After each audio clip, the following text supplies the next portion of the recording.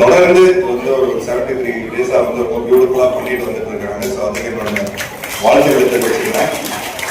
And உண்மையிலே சொல்ல போனோம்னா அவருக்கு வந்து வயசை திரும்பி தான் போடணும், 37 வயசு தான்ங்கிற மாதிரி தான் அவருக்குள்ள எல்லாத்தையும் நடந்துக்கிறாரு.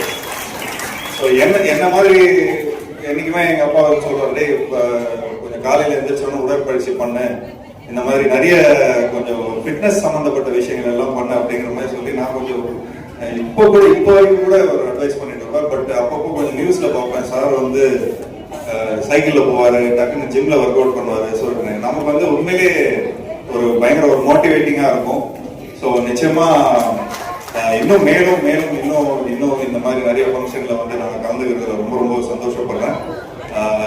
அண்ட் ஒரு சின்ன சீக்ரெட் சொல்லிக்கிறேன். ஆக்சுவலி ஐயா வந்து என்னோட SMS படம் பார்த்துருக்காரு. ஆக்சுவலி என்னோட SMS படம் பார்த்துட்டு ரொம்ப நல்லா ரசிச்சிருக்காரு.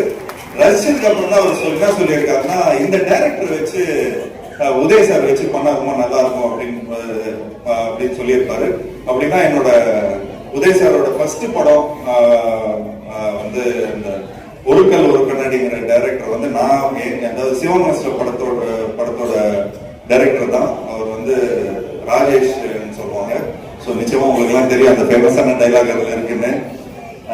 ஸோ இந்த தருணத்துல வந்து உண்மையிலேயே ரொம்ப எனக்கு வந்து அப்போ உதய் சார் வந்து இந்த SMS படத்தை வந்து பார்த்து கொஞ்சம் நல்லா இன்ஸ்பயர் ஆனாரு அப்படின்ற மாதிரி கேள்விப்பட்டேன். ஸோ அது எனக்கு ரொம்ப பெருமை. ஸோ இந்த ஃபங்க்ஷனுக்கு வந்ததுல இன்னொரு வாட்டி நான் வந்து நன்றி சொல்லிக்கிறேன். அண்ட் இந்த அளவுக்கு இந்த மாதிரி ஒரு மேடையெல்லாம் நான் சந்திச்சதுல ஏதோ ஆடியோ லான்ச்சு இந்த மாதிரி விஷயங்கள்ல தான் நான் வருவேன்.